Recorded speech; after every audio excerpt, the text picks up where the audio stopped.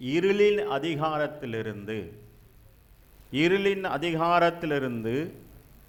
நம்மை விடுதலையாக்கி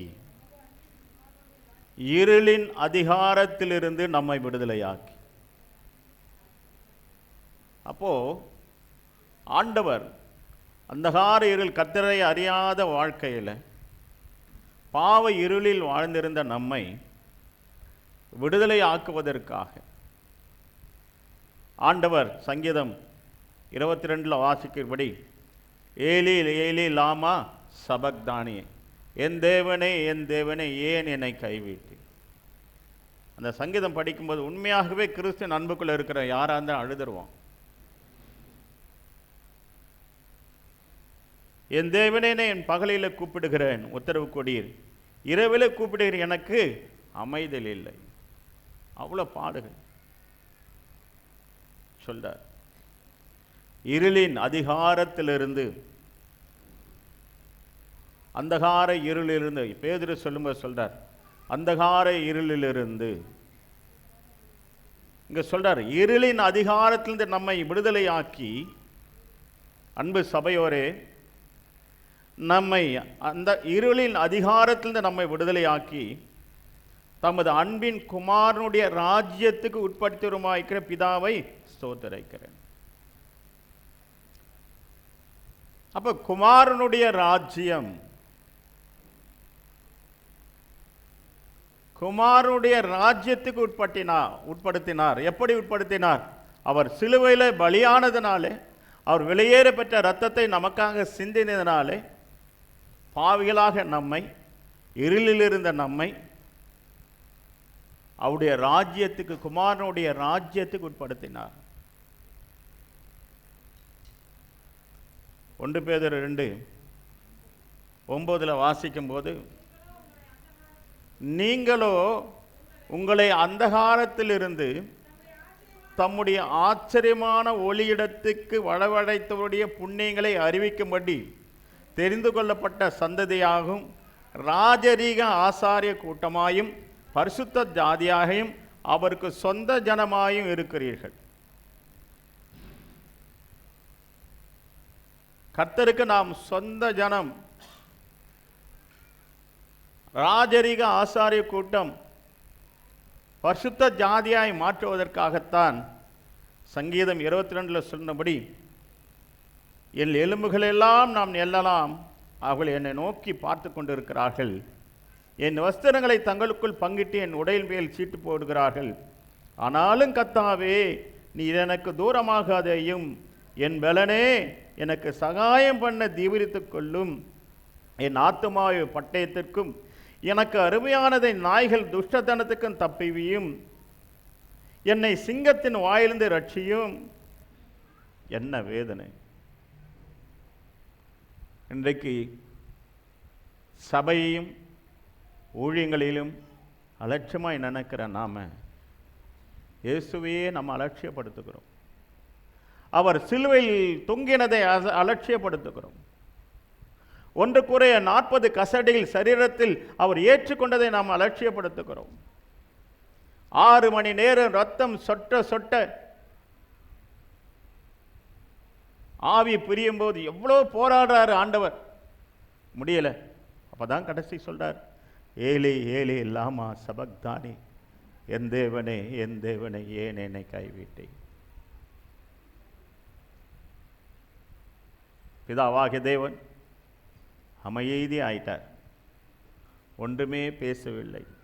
ஏன் தெரியுமா? நம்மை மீட்பதற்காக, நம்மை இருளிலிருந்து விடுதலையாக்குவதற்காக, சாத்தானின் அதிகாரத்தை விட்டு விடுதலையாக்குவதற்காக, சாத்தானின் வல்லமையிலிருந்து நம்மை விடுதலையாக்குவதற்காக, நரகாக்கிலிருந்து நம்மை விடுதலையாக்குவதற்காக இயேசுவானவரை பிதாவாகிய தேவன் கைவிட்டார். நீங்கள் ஞானஸ்தானம் எடுக்கும்போது, இயேசுவானவர் ஞானஸ்தானம் எடுக்கும்போது பிதாவாகிய தேவன் சாட்சி கொடுக்கிறார்.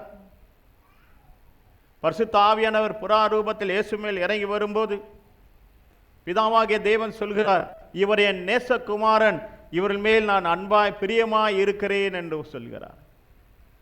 அன்றியும் வானத்தில் ஒரு சத்தம் உண்டாகி, இவர் என்னுடைய நேசகுமாரன், இவர் மேல் பிரியமாய் இருக்கிறேன். நான் நேசிக்கிற என் அன்பு குமாரன், இவன் மேல் நான் பிரியமாய் இருக்கிறேன் என்று சொன்ன ஆண்டவர் அந்த நேசகுமாரனை, தனக்கு பிரியமாய் இருக்கிற குமாரனை சிலுவையில் அவர் விட்டுவிட்டார். 1 குறைய 40 கசடிகள் சரீரத்தை பிற்கும்படி அவர் விட்டுவிட்டார். தாகம் தாகம் என்றீ எனக்காய் வேண்டி நின்றீ, தாகம் தாகம் என்றீ எனக்காய் வேண்டி நின்றீ,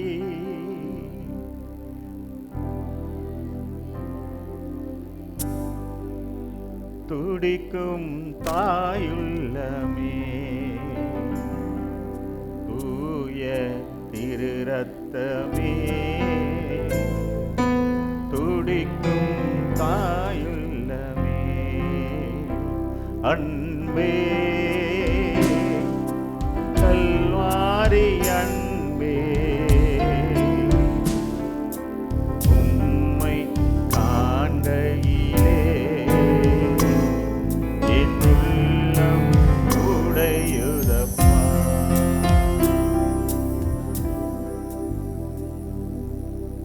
சிலுவையில் ஆண்டவர் கைவிட்டார். என்ன தெரியுமா? நாம் எல்லாம் பிதாவின் ராஜ்யத்துக்கு வர வேணும். அல்லேலூயா. கரங்களை தட்டி ஆண்டவர் கண்டு சொல்லும்.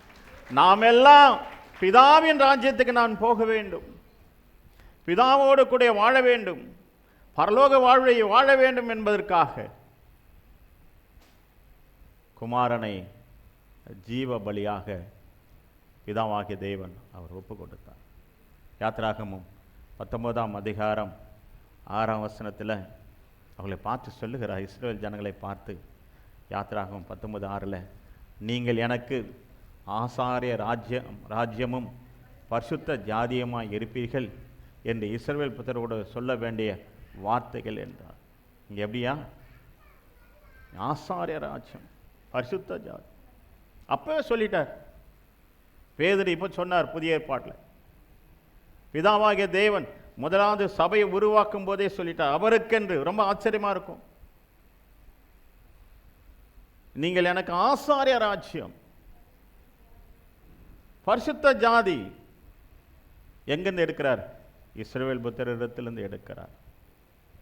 உண்மையாகவே அன்று தொடங்கின யுத்தம், ஆதியாகமம் 3ஆம் அதிகாரத்தில் தொடங்கின யுத்தம் இன்று வரைக்கும் சபைகளிலே நடக்கிறது. நிச்சயமாய் நீங்கள் தெரிந்து கொள்ள வேண்டும். அன்று தொடங்கின அந்த யுத்தம் இன்று வரைக்கும் நடந்து கொண்டு இருக்கிறது. இயேசு கிறிஸ்து காலத்தில் நடந்தது இப்பொழுதும் நடக்கிறது.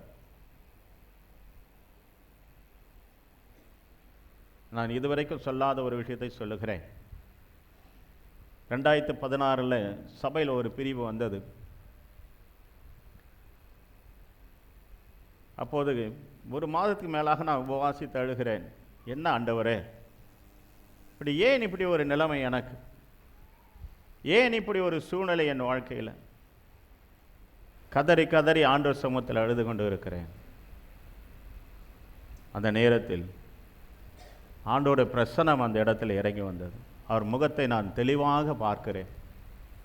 ஒரு சோகத்தோடு, ஒரு ஒரு புன்முறுவலோடு ஆண்டவர் நிற்பதை பார்க்கிறேன். இப்போ கேட்டேன், ஆண்டவரே ஏன் ஆண்டவரே, நானும் சோகத்தில் அழுதுன்னு இருக்கேன், நீர் இப்படி இருக்கிறீரே என்று கேட்குறேன். அவர் என்னை பார்த்துட்டே இருக்கார். அப்போ பேச ஆரம்பித்தார்.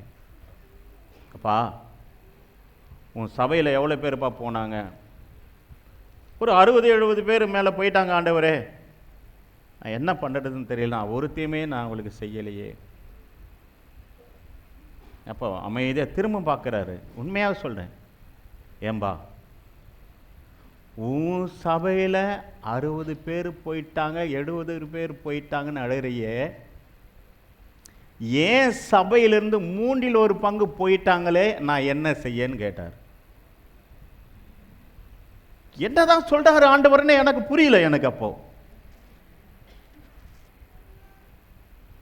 இதை போன செவ்வாய்க்கிழமை ஒரு பாஸ்டர் ஃபெலோஷிப்பில் பேசும்போது ஒரு 100-150 பாஸ்டர்ஸ் கண்ணீர் வடிச்சிட்டாங்க இந்த வெளிப்பாடு சொல்லும்போது. யாருக்குமே கிடைக்காத ஒரு வெளிப்பாடு பாஸ்டர் உங்களுக்கு கிடைச்சதுன்னு அவர் சொல்றாரு. தேவன் சொல்றாரு, ஏன்பா உன் சபையில் 50-60 பேர் இல்லை ஒரு 80 பேர் போயிட்டாங்கன்னு அழறையே, ஏன் சபையில் 1/3 லூசிபர் என்னிடத்தில் பிரித்து கொண்டு போனானே, நீ அவர்களை உண்டாக்கவில்லை, நான் தேவதூதர்களை உண்டாக்கினேன். நான் உண்டாக்கின தேவதூதர்களையே கலகம் பண்ணி 1/3 லூசிபர் பிரிச்சுட்டு போனானே, நான் உன்னோடு இருப்பதனால்தான் இது நடக்குது உனக்குன்னாரு. மனசு தெளிவாயிடுச்சு. நான் உன்னோடு கூட இருப்பதனால்தான் இது நடக்கிறது. என்னோட பிரசன்னம் உன்னோட சபையில் இருக்கிறது, உன்னோட கூட இருக்கிறது, நான் உன்னோட கூட இருக்கிறேன். எனக்கு நேர்ந்ததுதான் உனக்கும் நடக்கும்.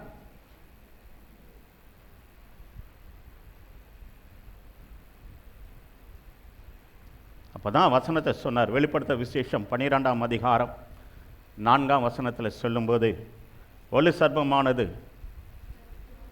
வால் நட்சத்திர 1/3 இழுத்து அவைகள் பூமியில் விழத்தள்ளிற்று அப்படின்னு வாங்க.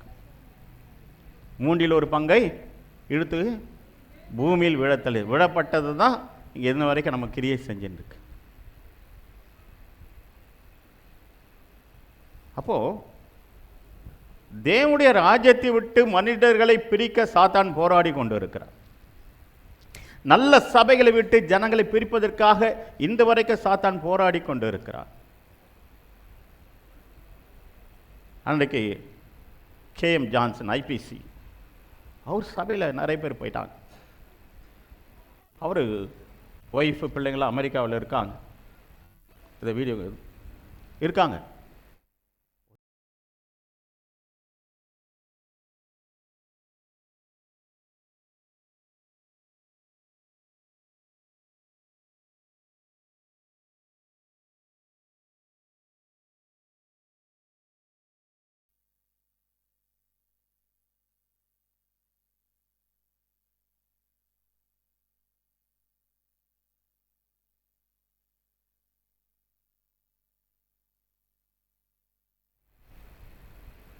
தேவனோடு கூட வாழ்கிற உறவு இருக்கு. அதான் தேவனுடைய ராஜ்யத்தின் உறவு.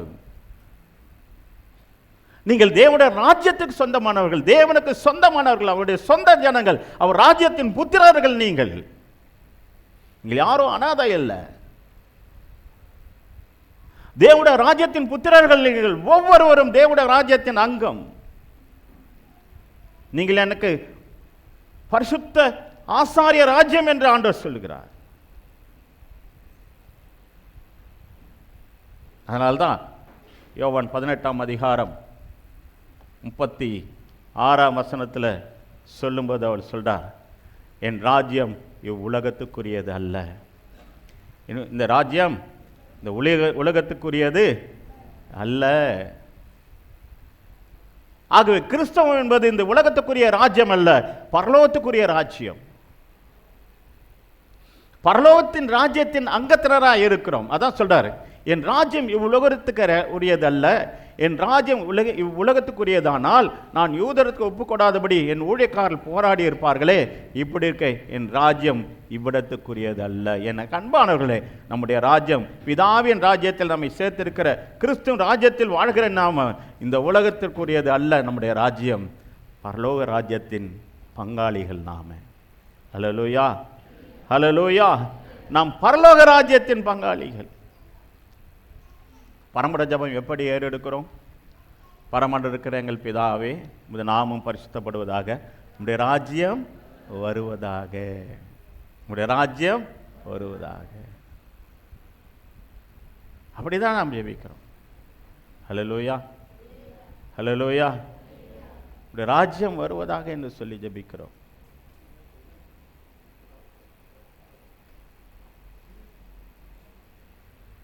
ரைஸ் மேலே கூட்டுவோம், பரவாயில்ல கூட்டுவோம், ஒயர் பார்த்து கீழே.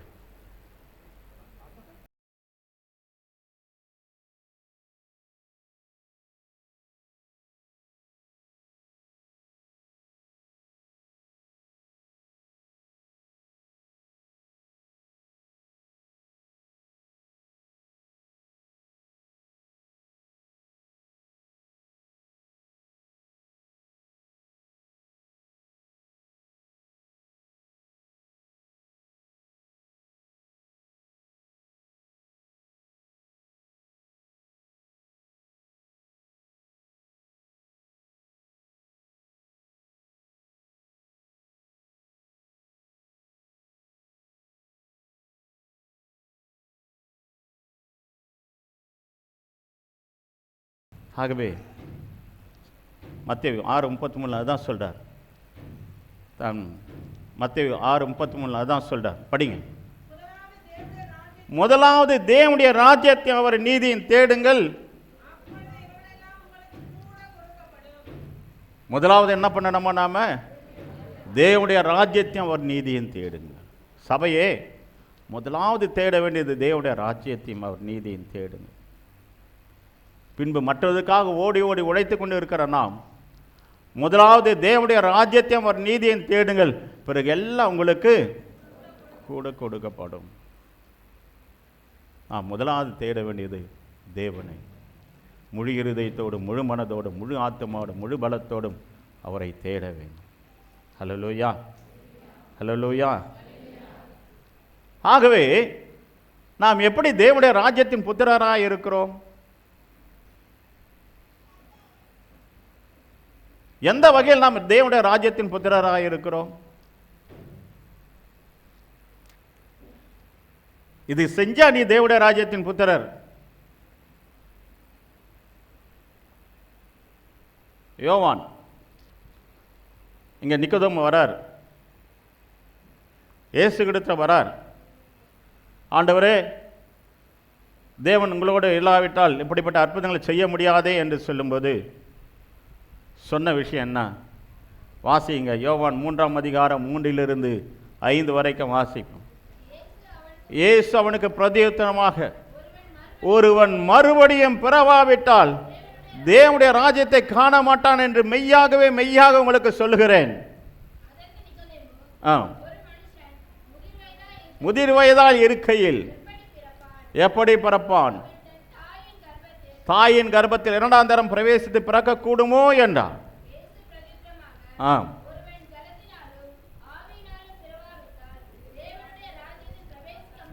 ஹல்லேலூயா. கரங்களை தட்டி ஆண்டவருக்கு நாம் நன்றி சொல்லுவோம். ஒருவன் ஜலத்தினாலும் ஆவியினாலும் பிறவாவிட்டால் தேவனுடைய ராஜ்யத்தில் பிரவேசிக்க மாட்டான். ஒரு ஜலத்தினாலும் ஆவியினாலும் பிறவாவிட்டால் தேவனுடைய ராஜ்யத்தில் பிரவேசிக்க மாட்டான். இன்னைக்கு எத்தனை பேர் திருமுழுக்கு பெற்றிருக்கிறோம்? எத்தனை பேர் அபிஷேகத்தை பெற்றிருக்கிறோம்? ஒருவன் ஜலத்தினாலும் ஆவியினாலும் பிறவாவிட்டால் தேவனுடைய ராஜ்யத்தில் பிரவேசிக்க மாட்டான். மார்க்கில் சொல்லும்போது தேவனுடைய ராஜ்யத்தில் எப்படி பிரவேசிப்பான்? மார்க் 9ஆம் அதிகாரம் 43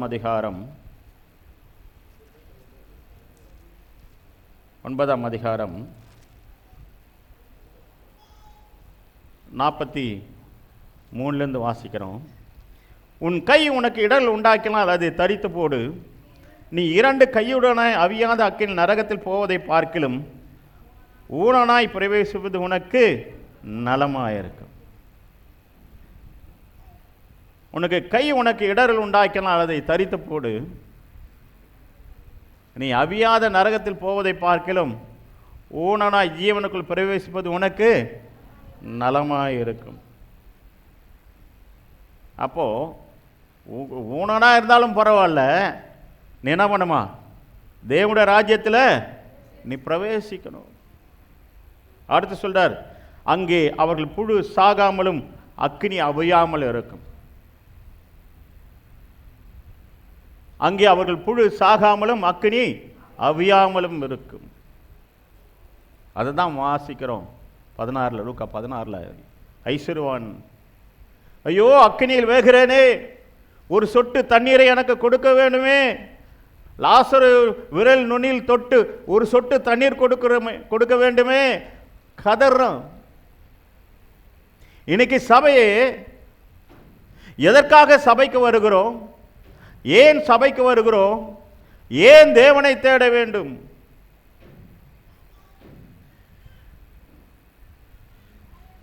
அங்கே அவியாத அக்கினியும் புழுவும் உண்டு, இங்கே பொன் வீதியில உலாவுவாய். இயேசுவான அவர் தம்முடைய விலையேற பெற்ற இரத்தத்தினாலே, சிலுவையில் சிந்தின இரத்தத்தினாலே, கை கால்கள் ஆணிகள் கடாவப்பட்டு அது வடிகிற இரத்தத்தினாலே நம்மை சுத்திகரித்து தேவனுடைய குமாரனுடைய ராஜ்யத்துக்கு, பிதாவின் ராஜ்யத்துக்கு உரியவராய் இயேசுவானவர் நம்மை மாற்றி இருக்கிறார். அங்க சொல்லுது, உன் கால் உனக்கு இடரல் உண்டாக்கலாம், அதை தரித்து போடு. நீ 2 காலுடையவனாய் அவியாத அக்கினி நரகத்தில் தள்ளப்படுவதை பார்க்கலும் சப்பானியாய் ஜீவனுக்குள் பிரவேசிப்பது உனக்கு நலமாயிருக்கும். அங்கே அவர்கள் புழு சாகாமலும் அக்கினி அவியாமலும் இருக்கும்.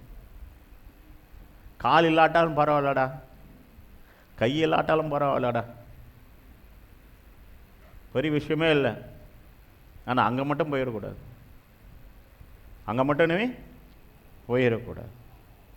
உன் கண் உனக்கு இடர்கள் உண்டாக்கலாம், பிடுங்கி போடு. நீ 2 கண்ணுடனே நரக அக்கினியில் ஒற்றை கண் தள்ளப்படுவதை பார்க்கலும் ஒற்றை கண்ணனாய் தேவனுடைய ராஜ்யத்தில் அங்கே அவர்கள் புழு சாகாமலும் அக்கினி அவியாமலும் இருக்கும். இப்போ திருச்சபையோட நோக்கம் என்ன? திருச்சபையோட நோக்கம் என்ன? உன்னை நம்மை நரகத்திலிருந்து காப்பாற்றுவதே திருச்சபையின் நோக்கம். இயேசுவானுடைய பிரசங்கத்தை நீ பார்க்கிறீங்க, நான் சொல்லுகிற வசனங்கள்லாம் வாசிங்க. இயேசுவானர் எப்படி பிரசங்கித்தார்? லூக்கா 4ஆம் அதிகாரம் 43ஆம் வசனம். லூக்கா 4:43.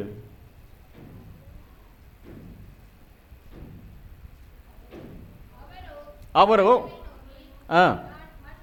ஊர்களிலும் தேவனுடைய ராஜ்யத்தை குறித்து பிரசங்கிக்க வேண்டும், இதற்காகவே அனுப்பப்பட்டேன் என்றார். என்னங்க? தேவனுடைய ராஜ்யத்தை குறித்து பிரசங்கிக்க வேண்டும். எல்லாரும் அந்த வசனத்தை அப்படியே மனசுல வச்சுங்க.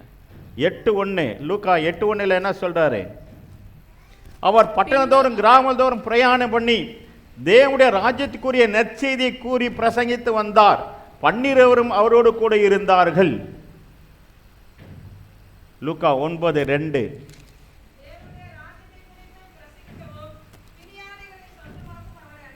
சரியான ஆள் தான் படிக்கிறீங்க.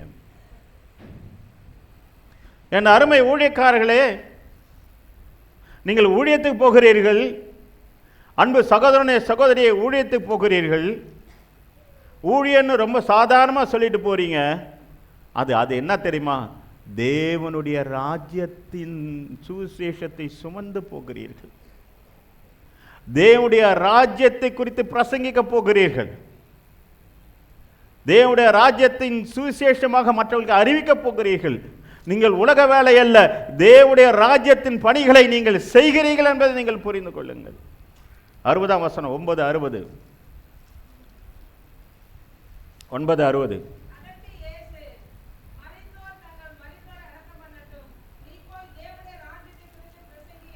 ஹல்லேலூயா, ஹல்லேலூயா.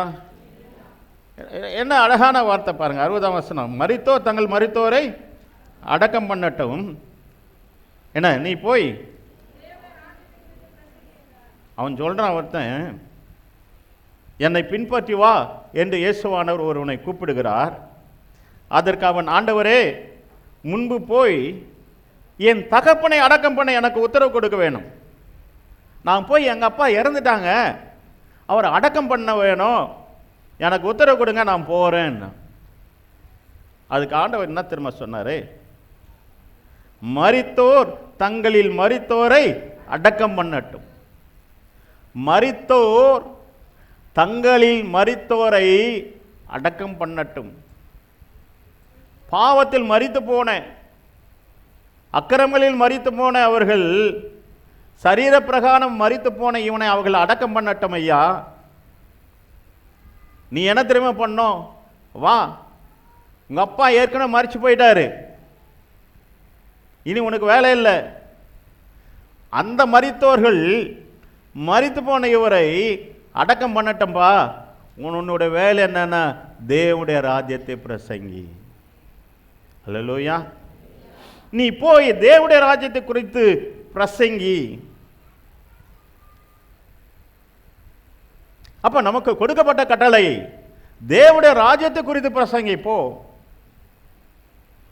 உன் அப்பாவும் அடக்கம் பண்ண போன மரித்தோர் தங்கள் மரித்தோரை அடக்கம் பண்ணட்டும்.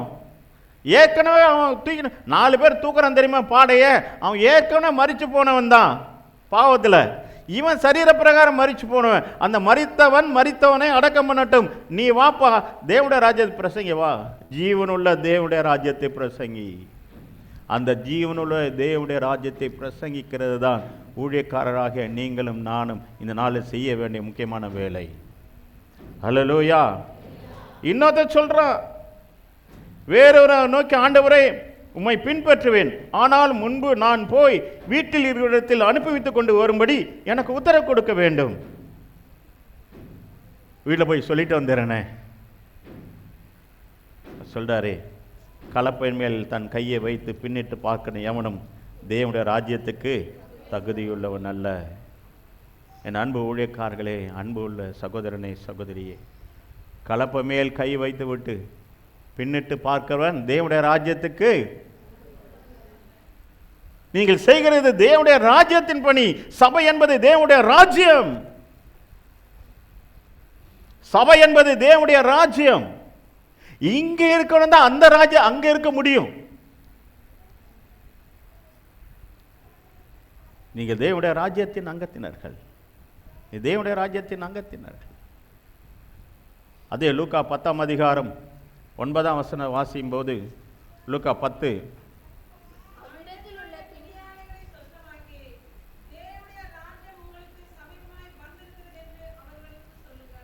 தொடர்ந்து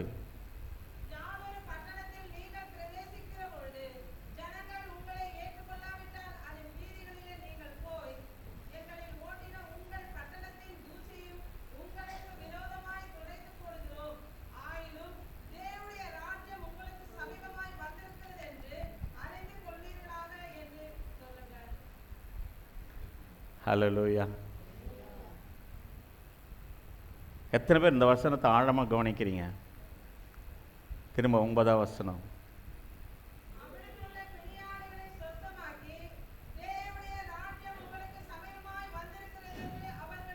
தேவனுடைய ராஜ்யம் சமீபமாய். தேவனுடைய ராஜ்யத்தை சுமந்து போகிற நீங்கள் அவங்களுக்கு சமீபமாய் என்று தேவனுடைய ராஜ்யம் வந்திருக்கிறது என்று சொல்லுகிறீர்கள். தேவனுடைய ராஜ்யம் உங்களிலிருந்து அவங்களுக்கு கொடுக்கப்படுகிறது. தேவனுடைய ராஜ்யத்தை நீ அறிவிக்கிற நீங்கள். அடுத்த வசனம் 10ஆம் வசனம்,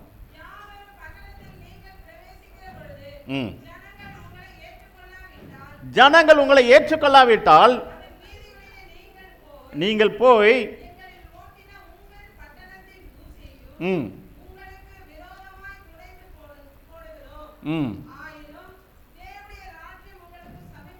தேவனுடைய ராஜ்யம் உங்களுக்கு சமீபமாய் வந்திருக்கிறது என்று அறிந்து கொள்வீர்களா? சுவிசேஷம் அறிவிப்பது, சகோதரர்கள் வீடு வீடாய் சென்று தேவனை பற்றி அறிவிப்பது, அது உலகத்துக்குரிய வேலை அல்ல, பரலோக ராஜ்யத்துக்குரிய வேலைகளை நீங்கள் செய்கிறீர்கள். தேவாதி தேவனுடைய ராஜ்யத்தின் பணிகளை நீங்கள் செய்கிறீர்கள். ஹல்லேலூயா, ஹல்லேலூயா. ஒரு நல்ல ஓமானம் உண்டு. இயேசுவானவர் பரலோகத்தை குறித்த ஒரு ஓமானத்தை சொல்வதை பார்க்கும். 13ஆம் அதிகாரம் மத்தேயு 13 புரிந்து கொள்ளும்படி அவர் சொல்றார். வாசிப்போம் 11ஆம் வசனத்திலிருந்து. அவர்களுக்கு அவர் பிரதியுத்தரமாக, பரலோக ராஜ்யத்தின் ரகசியங்களை அறியும்படி உங்களுக்கு அருளப்பட்டது, அவர்களுக்கோ அருளப்படவில்லை. ஹல்லேலூயா, அருளப்படவில்லை. அதான் சொல்றார். 18ஆம் வசனத்தை விதைக்கிற விதை பற்றி சொல்கிறார். ஒரு ராஜ்யத்தின் வசனம் என்ன விதைக்கனை பற்றி ஓமை கேளுங்கள். ராஜ்யத்தின் வசனத்தை கேட்டு உணராதிருக்கும் போது பொல்லாகன் வந்து அவன் இருதை விதைக்கப்பட்ட பறித்துக் கொள்கிறான் என்று சொல்றார். என்ன சொல்றாரு? வழி அருகே ஒரு விதை விதைக்கப்பட்டது, கற்பாறை மேல் விதைக்கப்பட்டது, முள் செடியிற்குள்ளே விதைக்கப்பட்டது, நல்ல நிலத்தை விதைக்கப்பட்டது. அப்போ வழி அருகே விதைக்கப்பட்ட விதை ராஜ்யத்தின் வசனத்தை பிசாசான் எடுத்து போடுகிறான், பறவைகள் தின்று போடுகிறது. கற்பாறையில் சுவிசேஷத்தை கேட்டு சீக்கிரமாக வளருவாங்க, கொஞ்சம் உபத்திரம் வந்த உடனே தீஞ்சு போயிடுவாங்க. முள்ளில் நடுவே விதைக்கப்பட்டது லௌகீக கவலையினாலே அவர்கள் தேவனுடைய ராஜ்யத்தை விட்டு வெளியேறுகிறார்கள். நல்ல நிலத்தில் விதைக்கப்பட்டதோ 1 30 60 100 பலன் தருகிறது. உங்களுக்குள் நீங்கள் தான் நல்ல நிலம், உங்களுக்குள் தேவனுடைய ராஜ்யம் விதைக்கப்பட்டது, நீங்கள் தான் பணம் தருகிறவர்கள். ஏன் தெரியுமா? அந்த 3 கேட்டகரி இருக்குது தெரியுமா? வழி அருகே விதைக்கப்பட்டது முடிஞ்சிச்சு, கற்பாரில் விதைக்கப்பட்டது முடிஞ்சிச்சு, முள்ளில் நடுவே விதைக்கப்பட்டது. இந்த 2 கேட்டகரி தான். இன்றைக்கி முள்ளில் நடுவே விதைக்கப்பட்டவர்கள் உபத்திரம் பாடுகள் மத்தியில், ஐயோ ஒரு இல்லை, ஆண்டவர் எனக்கு உதவி செய்யவில்லையே, ஆண்டவர் எனக்கு ஒன்றும் செய்யலையே, இப்படியே புலம்பிக் கொண்டு இருக்கிறோம். இல்லவே இல்லை. நேற்று மாத்தலாமா கையை பிடிக்கும்போது சொன்னது தான். எனக்கு அதாவது எப்படி பேசுகிறதுனே தெரியல. இவ்வளோ உபத்திரப்பட்டது போதும்பா, நான் இவ்வளோ என் கூட சேர்த்துக்கிறேன்ப்பா. நீங்கள் உபத்திரப்பட்டாலும் கூட பரலோக ராஜ்யத்துக்கு சமீபமாக இருக்கிறீர்கள். உங்கள் வாழ்க்கையில் அநேக உபத்திரம் வந்தாலும் கூட, அநேக பாடுகள் வந்தாலும் கூட, தேவன் உங்கள் கரத்தை பிடித்து இருக்கிறார். நீங்கள் பரலோக ராஜ்யத்துக்கு உரியவர்கள். நீங்கள் பரலோக ராஜ்யத்துக்கு உரியவர்கள். சபையே ஏதோ சர்ச்சு நினைச்சு வராத, பரலோகம் போகணும்னு வா. இது பரலோக ராஜ்யத்துக்குரியது. ஹல்லேலூயா, ஹல்லேலூயா. இங்கே சொல்லும்போது சொல்றார் 24ஆம் வசனம், வேறொரு ஓமையை அவர் சொன்னார். பரலோக ராஜ்யம் தன் நிலத்தில் மைக்கில் படிக்குமா இருக்கிறது. மனுஷர் நித்திரை பண்ணுகையில் அவனுடைய சத்துரு வந்து கோதுமைக்குள் களைகளை விதைத்து விட்டு போனான்.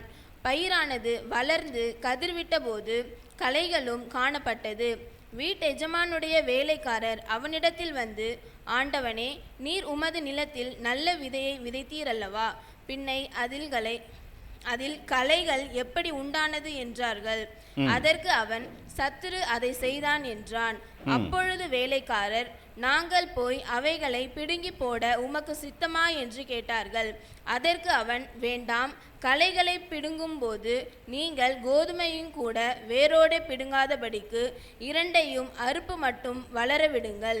அறுப்பு காலத்தில் நான் அறுக்கிறவர்களை நோக்கி, முதலாவது களைகளை பிடுங்கி அவைகளை சுட்டெரிக்கிறதற்கு கட்டுகளாக கட்டுங்கள், கோதுமையையோ என் களஞ்சியத்தில் சேர்த்து வையுங்கள் என்பேன் என்று சொன்னான் என்றார். 38ஆம் வசனம் 37. அவர் பிரதியுத்தரமாக, நல்ல விதையை விதைக்கிறவன் மனுஷகுமாரன், நிலம் உலகம். நல்ல விதை ராஜ்யத்தின் புத்திரர். நல்ல விதை ராஜ்யத்தின் புத்திரர். நீங்கள் நல்ல விதைகள், ராஜ்யத்தின் புத்திரர்கள். நீங்கள் படிங்க. களைகள் பொல்லாங்கனுடைய புத்திரர், அவைகளை விதைக்கிற சத்துரு பிசாசு. அறுப்பு உலகத்தின் முடிவு, அறுக்கிறவர்கள் தேவதூதர்கள். ஆதலால் களைகளை சேர்த்து அக்கினியால் சுட்டெரிக்கிறது போல இவ்வுலகத்தின் முடிவிலே நடக்கும். மனுஷகுமாரன் நம்முடைய தூதர்களை அனுப்புவார். அவர்கள் அவருடைய ராஜ்யத்தில் இருக்கிற சகல இடரல்களையும் அக்கிரமம் செய்கிறவர்களையும் சேர்த்து அவர்களை அக்கினி சூளையிலே போடுவார்கள். அங்கே அழுகையும் பற்கடிப்பும் உண்டாயிருக்கும். அப்பொழுது நீதிமான்கள் தங்கள் பிதாவின் ராஜ்யத்தில் சூரியனை போல பிரகாசிப்பார்கள். கேட்கிறதற்கு காதுள்ளவன் கேட்க கடவன். பிதாவின் ராஜ்யத்தில் சூரியனை போல பிரகாசிப்பதற்காகத்தான் தேவன் நம்மை அழைத்திருக்கிறார். பிதாவின் ராஜ்யத்தில் நித்திய ஜீவ காலம் வாழ்வதற்காக தான் சபைக்காக இயேசு கிறிஸ்து ஜீவனை கொடுத்திருக்கிறார். சபையானது நித்திய ஜீவ காலம் பரலோக வாழ்க்கை அனுபவிப்பதற்காகத்தான் இயேசு கிறிஸ்து 1 கசடிகளை தம்முடைய சரீரத்தில் ஏற்றுக்கொண்டார். அவர் நம்முடைய மீறுதல் நிமித்தம் அவர் காயப்பட்டார், நம்முடைய அக்கிரம நிமித்தம் அவர் நொறுக்கப்பட்டார். நமக்கு சமாதானத்தை உண்டு பண்ண ஆக்கினை அவர் மேல் வந்தது. அவருடைய தழும்புகளாலே குணமாகிறோம். இன்னைக்கு சபை எவ்வளவு முக்கியம் தெரியுமா? இன்னைக்கு சபைக்கு வருவது எத்தனை பேர்? எபிரேயர் சொல்லும்போது அழகான ஒரு வசனம் சொல்லுது. எபிரேயர் ஞாபகம் வருது. 13ஆம் அதிகாரம் என்று நினைக்கிறேன். 13ஆம் அதிகாரம் என்று நினைக்கிறேன். அவர் சொல்றாரு, ஹல்லேலூயா. எபிரேயர் இல்லை நாட்கள் எவ்வளவு 10ஆம் அதிகாரம் 25ஆம் வசனம். 10ஆம் அதிகாரம் 25ஆம் வசனம். சபை கூடு வருதலை சிலர் விட்டு விடுகிறது போல நாமும் விட்டு விடாமல் ஒருவருக்கொரு புத்தி சொல்ல கடுவோம். நாளானது சமீபித்து வருகிறதை எவ்வளவாய் பார்க்கிறீர்களோ அவ்வளவாய் புத்தி சொல்ல வேணும். சபைக்கு வராதவங்களை பார்த்து எந்த அளவுக்கு புத்தி சொல்றோம் சொல்லுங்க. சபை எவ்வளவு பயபக்திக்குரியது. ஆகாமிய கூடாரம் அல்ல சபை. நிறைய எனக்கு வேதனையா இருக்க. வெளியே நின்று பேசுங்களை பார்த்தா மெசேஜ் நேரத்தில் வெளியே நின்று ஆகாமிய கூடாரம் பண்ணுங்க பார்த்தா இவங்க கிறிஸ்தவங்க தானான்னு எனக்கு தோணும். எதற்காக சபைக்கு வருகிறோம்? எதற்காக சபைக்கு வருகிறோம்? தேவனுடைய வார்த்தை கேட்டு கர்த்தருக்குள் இன்னும் ஊன்ற கட்டப்படத்தான் சபைக்கு வருகிறோம். இங்கிருந்து பார்த்தா அங்க தெரியும், பேசிட்டு குழந்தைங்களோட விளையாடிட்டு எவ்வளவு பயபக்திக்குரிய இடம் சபை. கர்த்தர் பார்க்கிறார், கர்த்தர் கேட்கிறார், கர்த்தர் கவனிக்கிறார். ஆகவே சபை கூடி வருதலை சிலர் விட்டு விடுகிறது போல நாமும் விட்டு விடாமல் ஒருவருக்கு ஒரு புத்தி சொல்ல கடவும். நாளானது எவ்வளவாய் சமீபத்து வருகிறதோ, நாளானது சமீபத்து வருகிறது எவ்வளவாய் பார்க்கிறீர்களோ அவ்வளவாய் புத்தி சொல்லணும். சத்தியத்தை அறிவு அடைந்த பின்பு நாம் மனப்பூர்வமாக பாவம் செய்கிறோம் என்றால் பாவங்களுக்காக செலுத்தத்தக்கது வேறொரு பலி இல்லாமல் நியாய பிரமாணத்துக்கு நாம் எதிர்பார்த்திருக்கிறோம். அல்லேலூயா. இன்றைக்கு சபை கூடி வருதலை ஒரு நாளும் விட்டுவிடக்கூடாது. சபைக்காகத்தான் இயேசு கிறிஸ்து ரத்தம் சிந்தினார். நான் போன தடவை எபேசு சபை பற்றி சொன்னேன். அவர் சுய ரத்தத்தினால சம்பாதித்து கொண்ட சபைக்கு மேய்ப்பதற்கு பரிசுத்த ஆவி கண்காணியாய் வைத்த மந்தை முழுதும் குறித்து எச்சரிக்கையாயிருங்க. எபேசு சபை மூப்பர்களை அழைத்து சொல்கிறார், அவர் சுய ரத்தத்தினால சம்பாதித்து கொண்ட சபையை. அப்போ இயேசுவானுடைய சுய ரத்தத்தினால சம்பாதிக்கப்பட்ட நீங்களும் நானும் அவருடைய சுய ரத்தத்தினால சம்பாதிக்கப்பட்டவர்கள் நாம். அவருடைய விலையேறப்பட்ட ரத்தத்தினால சம்பாதிக்கப்பட்டவர்கள் நாம். நம் ஒவ்வொருக்காகவும் இயேசு ஜீவனை கொடுத்து இருக்கிறார். நீங்கள் ஏதோ என்று வரவில்லை, ஏதோ என்று வரவில்லை. தேவனால் தெரிந்து கொள்ளப்பட்ட பாத்திரம் நீங்கள், தேவனால் அழைக்கப்பட்ட பாத்திரம் நீங்கள். எபேசியர் 1:4 சொல்லும்போது, எபேசியர் 1:4 சொல்லும்போது, தமக்கு முன்பாக நாம் அன்பில் பரிசுத்தம் உள்ளவர்களும் குற்றமில்லாதவர்களுமாய் இருப்பதற்கு அவர் உலக தோற்றத்துக்கு முன்பே கிறிஸ்துவுக்குள் நம்மை தெரிந்து கொண்டார். கிறிஸ்துவுக்குள் அவர் நம்மை தெரிந்து கொண்டார். நாமெல்லாம் தெரிந்து கொள்ளப்பட்டவர்கள். அந்த அழைப்பை நாம் ஒரு நாளும் மறந்து போகக்கூடாது. கிறிஸ்துக்கள் தெரிந்து கொள்ளப்பட்ட எவ்வளவு பெரிய விசேஷம் நமக்கு. எவ்வளவு பேர் வெளியே இருக்கிறாங்க, எவ்வளவு கலைகள் வெளியே இருக்கிறது. கோதுமை மணி போல ஆண்டவர் நம்மை தெரிந்து கொண்டு இருக்கிறார் இந்த உலகத்தில். எதற்கு தெரியுமா? தேவனுடைய ராஜ்யத்தை சுதந்திரித்துக் கொள்வதற்காக, பரலோக ராஜ்யத்தை சுதந்திரித்துக் கொள்வதற்காக தேவன் நம்மை அழைத்து இருக்கிறார். அல்லேலூயா. 10ஆம் அதிகாரம் அல்லேலூயா. 13ஆம் அதிகாரம் நாம் திரும்ப வருவோம். அங்க சொல்றார் 45ஆம் வசனம், மேலும் பரலோக ராஜ்யம் நல்ல முத்துக்களை தேடுகிற வியாபாரிக்கு ஒப்பாயிருக்கிறது. அவனும் விலையுயர்ந்த ஒரு முத்தை கண்டு போய் தனக்குண்டால எல்லாவற்றை விட்டு அதை கொள்ளுகிறான். பரலோக ராஜ்யம் நல்ல முத்துக்கு ஒப்பாயிருக்கிறது. தனக்குள்ள, அதாவது அந்த பரலோக ராஜ்யத்தை வாங்குறதுக்காக தன் வாழ்க்கையில் என்னென்ன இருக்கோ எல்லாத்தையும் விட்டுறானா. பரலோக ராஜ்யம் நல்ல முத்துக்கு ஒப்பாயிருக்கிறது. அவன் விலையுயர்ந்த ஒரு முத்தை கண்டு போய் தனக்குண்டான எல்லாவற்றையும் விற்று அதை கொள்ளுகிறான். அப்படியானால் பரலோக ராஜ்யத்துக்கு இணை எதுவுமே இல்லை.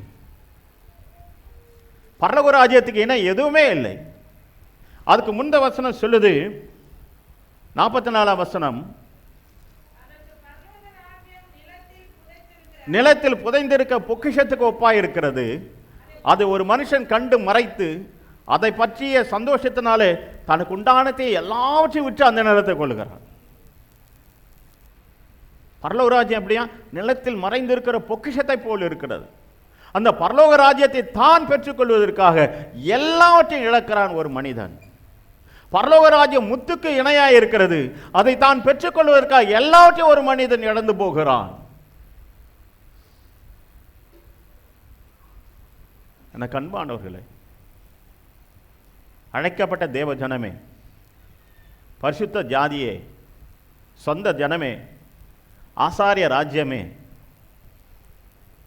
தேவனால் அழைக்கப்பட்ட என் அன்பு தேவ பிள்ளைகளே, அழைத்த அழைப்பும் கிருபை வரங்களும் மாறாதவை. உன்னை அழைத்த தேவன் உண்மையுள்ளவர். அழைத்த அழைப்புக்கு பாத்திரவானாய் நடந்து இன்னைக்கு மாத்தாளாம தேவனுடைய ராஜ்யத்தில் பிரவேசித்திருக்கிறார். எவ்வளவு உபத்திரம் இருந்தாலும் என்னால் மறக்கவே முடியல. வாழ்நாளெல்லாம் மறக்க முடியாது. இந்த வார்த்தையை வாழ்நாளெல்லாம் மறக்க முடியாது.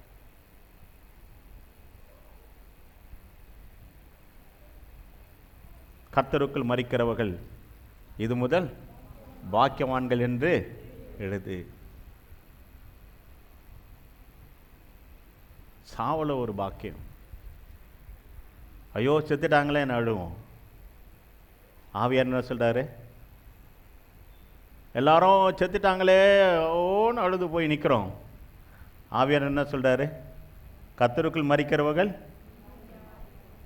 இது நல்லா ஞாபகம் வச்சுக்கோ. இது வரைக்கும் உலக பாக்கியத்தில் வாழ்ந்தையா?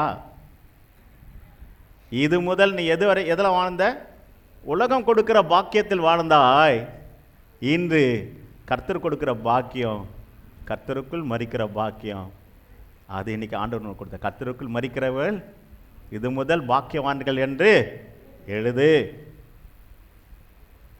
பாக்கியம் வேணும். கர்த்தருக்குள் மரிக்கிறவர்கள் என்ன பண்ணுவாங்க? தேவனுடைய ராஜ்யத்தில் பிரவேசிப்பார்கள். அல்லேலூயா. தேவனுடைய ராஜ்யத்தில் பிரவேசிப்பார்கள். லூக்கா 17ஆம் அதிகாரம் 20-21 நாம் வாசிப்போம்.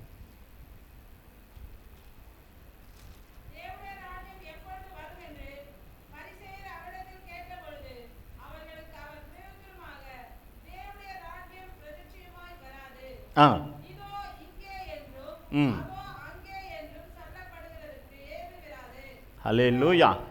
தேவனுடைய ராஜ்யம் உங்களுக்குள் இருக்கிறதே. கரங்களை தட்டி ஆண்டவருக்கு நன்றி சொல்லுவோம். கர்த்தரை, யூதர்கள் கர்த்தரை அறிந்தவர்கள் தான், ஆனால் இயேசுவை அறியவில்லை. இயேசுவிடத்தில் வந்து கேட்கிறார்கள், தேவனுடைய ராஜ்யம் எப்போது வரும் என்று பரிசேயர் கேட்டபோது அவளுக்கு அவர் தேவனுடைய ராஜ்யம் பிரதட்சமாய் வராது சொல்றார். தேவனுடைய ராஜ்யம் உங்களுக்குள்ளே இருக்கிறது. தேவனுடைய ராஜ்யம் உங்களுக்குள்ளே இருக்கிறது. உங்கள் ஒவ்வொருக்குள்ளும் தேவன் இருக்கிறார். உங்கள் ஒவ்வொருக்குள்ளும் தேவ ஆவியானவர் இருக்கிறார். உங்கள் ஒவ்வொருக்குள்ளும் பரிசுத்த ஆவியானவர் வாசம் பண்ணுகிறார். தேவனுடைய ராஜ்யம் உங்களுக்குள் இருக்கிறது. அல்லேலூயா, அல்லேலூயா, அல்லேலூயா. ஆகவே எனக்கு அன்பானவர்களே, 18ஆம் அதிகாரம் 29ஆம் வசனத்தில் சொல்லும்போது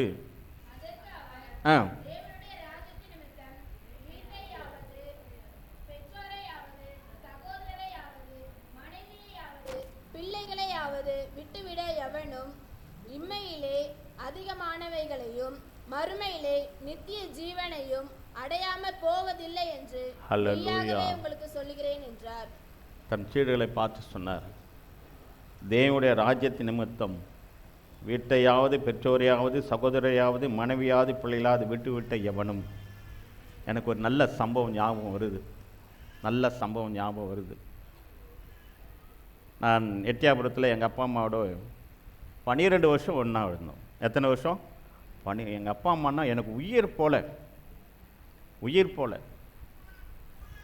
எங்கள் அப்பா கடைசி வரை சாகிறதுக்கு முன்னால் கூட சொல்லுவார், என் பையன் ஒரு நாளும் என்னை ஏற்று பேசினதே இல்லை.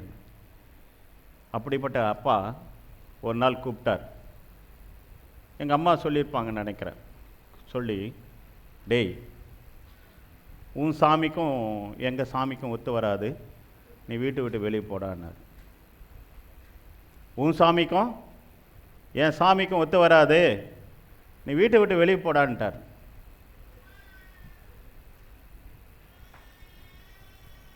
எனக்கு என்ன சொல்கிறதுனே தெரியல. அந்த பக்கத்தில் அப்பா அம்மா இருக்காங்க, இந்த பக்கத்தில் தனியாக ஒரு சின்ன வீடு தான் கட்டிட்டு இங்கே இருக்கிறோம் நாங்கள். அப்போ சொன்னார், உன் சாமி என் சாமியும் ஒத்து வராதுடா, வீட்டை விட்டு வெளியே போயிடுறா. ஒரு வார்த்தை எங்கள் அப்பாட்ட நான் பேசவே இல்லை, ஒரு வார்த்தை எடுத்து பேசலை. நான் அன்றைக்கி சொல்லியிருக்கலாம், நான் தனியாக தானே இருக்கிறேன், நீங்கள் தனியாக இருக்கீங்களே, உன் ஜாமி என் ஜாமி எனக்கு எப்படி ஒத்து வராதுன்னு நீங்கள் சொல்லுவீங்க. ஏன் தெரியுமா அப்படி பண்ணிட்டேன்? அது வேறு விஷயம். நான் கும்பிட்ட எல்லாத்தையும் போட்டு உடைச்சி நொறுக்கி கொளுத்தி போட்டேன். அதனால் உன் ஜாமி என் ஜாமியும் ஒத்து வராது, வெளியே போன்ட்டார். 4 சின்ன சின்ன பசங்க. உடனே சொன்னேன், தேவனுடைய ராஜ்யத்தின் நிமித்தம் என் தகப்பனையும் தாயும் நான் விட்டு விடுகிறேன். தேவனுடைய ராஜ்யத்தின் நிமித்தம் நீங்கள் நினைக்கிற மாதிரி இந்த ஊழியம் ஒரு பெரிய சபை, அதெல்லாம் நான் கொடுத்த வேலை இருக்குது தெரியுமா, சாதாரணமே அல்ல. கூட இருக்கிறவங்களுக்கு தெரியும், என் தங்கச்சிக்கு தெரியும். கொடுத்த இந்த சபைக்காக, இந்த ஊழியத்துக்காக கொடுத்த வேலை கொஞ்சம் நெஞ்சம் அல்ல. உபத்திரன் உச்சிக்கு போயிட்டு வந்திருக்கேன். இன்னை வரைக்கும் என்னை பிசாசனை விட்டனா பாருன்றான், நானும் அவனை விட்டனா பாருன்னு நிற்கிறேன். அன்னைக்கு எங்கள் அப்பா அம்மா, நான் நேசித்த என்னுடைய அப்பா வெளியே அனுப்பும்போது எவ்வளோ பாரம் தெரியுமா, எவ்வளோ கண்ணீர் தெரியுமா. இந்த பிள்ளைகளை கூட்டிகிட்டு அங்கே தான் தர்காஸில் வந்தோம் வாடகைக்கு. வேதனையான விஷயம், கண்ணீரான நேரம் அது. தேவனுடைய ராஜ்யத்தின் நிமித்தம் தகப்பனையாவது பெற்றோரையாவது சகோதரனாவது பெற்றோர்களை எல்லாம் விட்டுட்டு கர்த்தருக்காக வெளியே வந்தேன். அடுத்த வேளை சாப்பாட்டுக்கு ரொம்ப கஷ்டம், வேலையும் விட்டுட்டேன். அவ்வளோ கஷ்டம். ஒரு நாள் எங்கள் அப்பா கை நிறைய பென்ஷன் வாங்குறார். நான் சொன்னேன், எங்கள் அப்பா கூப்பிட்டேன், அப்பா என்னத்தான் உங்களுக்கு பிடிக்கலை, இந்த குழந்தைக்கு என்ன பாவம் பண்ணுச்சுப்பா, அந்த பிள்ளைங்களை பார்த்து ஒரு பிஸ்கட்டை வாங்கி தரது கூட உங்களுக்கு மனசு இல்லாமல் போச்சே அப்படின்னு. எங்கள் அப்பா என்ன பார்த்தாரு, என்ன நினச்சான்னு தெரில, போனார். இந்த பிள்ளைங்களுக்கு நிறைய பிஸ்கட் வாங்கிட்டு வந்து கொடுத்துட்டு பார்த்துட்டு போனார். அவ்வளோ உபத்திரத்தில் தான் நான் இந்த சபையை நிர்ணயம் பண்ணியிருக்கிறேன். கொடுத்த வேலை சாதாரண இல்லை. இந்த வசனம் அப்படியே எனக்கு பொருந்தும், இந்த வசனம் அப்படியே பொருந்தும். பெற்றோர் முக்கியம் இல்லை, இனஜன பந்துக்கள் முக்கியம் இல்லை, உறவுகள் முக்கியம் இல்லை, என்னை அழைத்த இயேசுவே எனக்கு முக்கியம். தேவனுடைய ராஜ்யம் தான் நமக்கு முக்கியம். இன்றைக்கு என் அன்பானவர்களே, முதலாவது தேவனுடைய ராஜ்யத்தையும் அவர் நீதியும் தேடுங்கள், பிறகு எல்லாம் உங்களுக்கு கூட கொடுக்கப்படும். தேவனை தேடுங்கள். எல்லாம் எழுத நிற்போமா? ஹல்லேலூயா.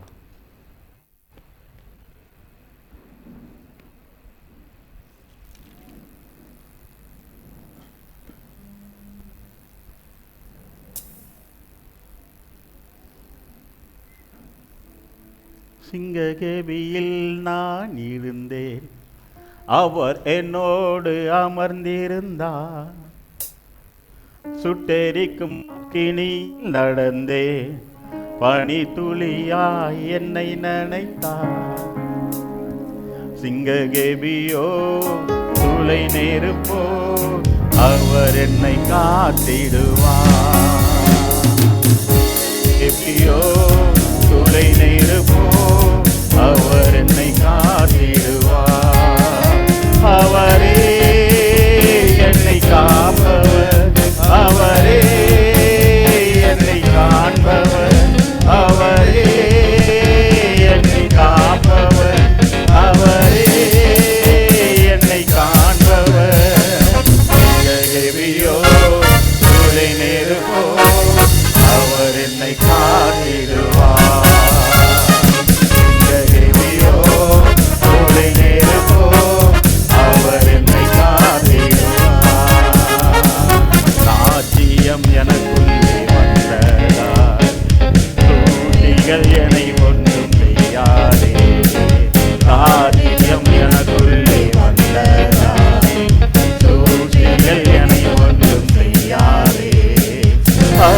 அற்புதம் எனக்காக செய்பவர் என்னை அதிசயமாய் வழி நடத்துவார். அற்புதம் எனக்காக செய்பவர் என்னை அதிசயமாய் வழி நடத்துவார். அவரே என்னை காப்பவர், அவரே என்னை காண்பவர், அவரே என்னை காப்பவர், அவரே என்னை காண்பவர். எங்கேயோ சூளை நெருப்போ அவர் என்னை காத்திடுவார். எங்கேயோ சூளை நெருப்போ அவர் என்னை காத்திடுவார். எதிரிகள் என்னை சுற்றி வந்தார், தூதர் சேனைகள் கொண்டு என்னை காப்பாரே. எதிரிகள் என்னை சுற்றி வந்தார், தூதர் சேனைகள் கொண்டு என்னை காப்பாரே. ஆவியினால் யுத்தம் வெல்வேனே, சாத்தானை சமுத்திரம் விழுங்குமே. ஆவியினால் யுத்தம் வெல்வேனே, சாத்தானை சமுத்திரம் விழுங்குமே. அவரே என்னை காப்பவர், அவரே என்னை காண்பவர், அவரே என்னை காப்பவர், அவரே என்னை காண்பவர். சிங்ககேபியோ சூளை நெருப்போ அவர் என்னை காத்திடுவார். சிங்ககேபியோ சூளை நெருப்போ அவர் என்னை காத்திடுவார். கடைசியா நீங்க புத்தி உள்ளவங்களா புத்தி இல்லாதவங்களா? நீங்க புத்தி உள்ளவங்களா புத்தி இல்லாதவங்களா? வாசிங்க மத்தேயு 5:1 வாசிப்போம். 1, 2, 3 தொடர்ந்து வாசிப்போம். அப்படியே வாசிப்போம். எல்லாம் பைபிள் எடுத்துட்டு வாசிப்போம். அப்பொழுது ஆ. பரலோக ராஜ்யம் அப்போது பரலோக ராஜ்யம் தங்கள் தீவெட்டிகளை பிடித்துக்கொண்டு தங்களுடைய தீவெட்டிகளை பிடித்துக்கொண்டு மணவாளனுக்கு எதிர்கொண்டு போக ஆ, புறப்பட்ட 10 கன்னிகைகளுக்கு ஒப்பாயிருக்கும். ம், அவர்கள் 5 பேர் புத்தி உள்ளவர்களும் 5 பேர் புத்தி இல்லாதவர்களுமாய் இருந்தார்கள். புத்தி இல்லாதவர்கள் தங்கள் தீவெட்டிகளை எடுத்துக்கொண்டு போனார்கள், எண்ணெயையோ கூட கொண்டு போகவில்லை. புத்தியுள்ளவர்கள் தங்கள் தீவெட்டிகளோட கூட தங்கள் பாத்திரங்களில் எண்ணெயையும் கொண்டு போனார்கள். மணவாளன் வர தாமதித்த போது அவர்கள் எல்லாரும் நித்திரை மயக்கம் அடைந்து தூங்கிவிட்டார்கள். நடு ராத்திரியிலே இதோ மணவாளன் வருகிறார், அவருக்கு எதிர்கொண்டு போக புறப்படுங்கள் என்கிற சத்தம் உண்டாயிற்று. அப்பொழுது அந்த கன்னிகைகள் எல்லாரும் எழுந்திருந்து தங்கள் தீவெட்டிகளை ஆயத்தப்படுத்தினார்கள். புத்தி இல்லாதவர்கள் புத்தியுள்ளவர்களை நோக்கி, உங்கள் எண்ணெயில் எங்களுக்கு கொஞ்சம் கொடுங்கள், எங்கள் தீவெட்டிகள் அணைந்து போகிறதே என்றார்கள். புத்தியுள்ளவர்கள் பிரதியுத்தரமாக, அப்படியல்ல, எங்களுக்கும் உங்களுக்கும் போதாமல் இராதபடிக்கு நீங்கள் விற்கிறவர்கள் இடத்திற்கு போய் உங்களுக்காக வாங்கிக் கொள்ளுங்கள் என்றார். அப்படியே அவர்கள் வாங்க போன போது மணவாளன் வந்துவிட்டார். ஆயத்தமாய் இருந்தவர்கள் அவரோட கூட கல்யாண வீட்டுக்குள் பிரவேசித்தார்கள். கதவும் அடைக்கப்பட்டது. பின்பு மற்ற கன்னிகைகளும் வந்து, ஆண்டவரே ஆண்டவரே, எங்களுக்கு திறக்க வேண்டும் என்றார்கள். அதற்கு அவர், உங்களை அறியேன் என்று மெய்யாகவே உங்களுக்கு சொல்லுகிறேன் என்றார். மனுஷகுமாரன் வரும் நாளையாவது நாழிகையாவது நீங்கள் அறியாதிருக்கிறபடியால் விழித்திருங்கள். ஹல்லேலூயா. சபையே எப்போதும் அக்னியோடு இருக்கும். எண்ணெய் அபிஷேகத்தோடு நாம் இருக்க வேண்டும். மனுஷகுமாரன் வரும் நாளையாவது நாழிகையாவது நாம் அறியாதிருக்கிறபடியால் விழித்திருப்போம் சொல்றார். பரலோக ராஜ்யம் தங்களை தீவனித்து பிடித்து போக மடவானுக்கு எதிர்கொண்டு போக புறப்பட்ட 10 கன்னிக்கு ஒப்பாயிருக்கிறார். ஆகவே ஆண்டவர் வரும்போது ஆயத்தமாய் நாம் இருக்க வேண்டும். அப்படியே மறுரூபமாக்கப்பட்டு பரலோக ராஜ்யத்துக்கு எடுத்துக்கொள்ளப்படுவோம். அங்கு தேவனோடு கூட வாழ்கிற வாழ்க்கை. உண்மையாக இந்த சத்தியத்தை அறிவீர்களானால் நீங்கள் ஆயத்தமாக இருப்பீர்கள். தன்னுடையதை எல்லாவற்றையும் விற்றுவிட்டு முத்துக்களை வாங்கின வியாபாரியைப் போல இருப்பீர்கள். தங்களுடைய எல்லாவற்றையும் விற்றுவிட்டு நிலத்தில் புதைந்திருக்கிற பொக்கிஷத்தை வாங்குகிற வியாபாரியைப் போல நீங்கள் இருப்பீர்கள். நல்ல நிலத்தில் விதைக்கப்பட்ட நல்ல கோதுமை மணியாக நீங்கள் இருப்பீர்கள். இன்றைக்கு ஆண்டவர் வருகைக்கு உங்களை ஆயத்தப்படுத்துங்கள். நீங்கள் தேவனுடைய ராஜ்யத்தின் புத்திரர்கள். தெளிவாய் சொல்கிறது, கோதுமை தேவனுடைய ராஜ்யத்தின் புத்திரர்கள். களைகள் கொல்லாங்கல் விதைக்கிற விதை. களைகளை கட்டி முதலாவது எங்கே போனோம்? அக்னி சூளையில் போடுவாங்க. நாம் அப்படி அல்ல. நாம் களஞ்சியத்தில் சேர்த்து வைக்கப்படுகிற நல்ல கோதுமைகள். நல்ல கோதுமையாக ஆண்டவர் வருகிற வரைக்கும் அவர் எதிர்நோக்கி இருந்து வரும்போது அப்படியே மறுரூபமாக்கப்பட்டு அப்படியே பரலோகத்துக்கு சொல்லவும். அல்லேலூயா. சபையே, நீ ஆயத்தமா? நீ தேவனுடைய ராஜ்யத்தின் பிள்ளை. தேவனுடைய ராஜ்யம் உங்களுக்குள்ள வந்திருக்கிறது. ஜெபிப்போமா?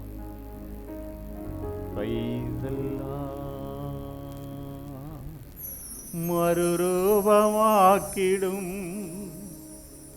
மகிமையின் மேகமே, உன்முக சாயலாய் உருவாக்கும் தெய்வமே, மறுரூபமாக்கிடும் மகிமையின் மேகமே, உன்முக சாயலாய் உருவாக்கும் தெய்வமே. இரவெல்லாம் பகலெல்லாம் இதயம் உமக்காக துடிக்குதையா. நினைவெல்லாம் பேச்செல்லாம் ஈசரே உம்மை பற்றி தானே ஐயா. உன்னத தேவனே,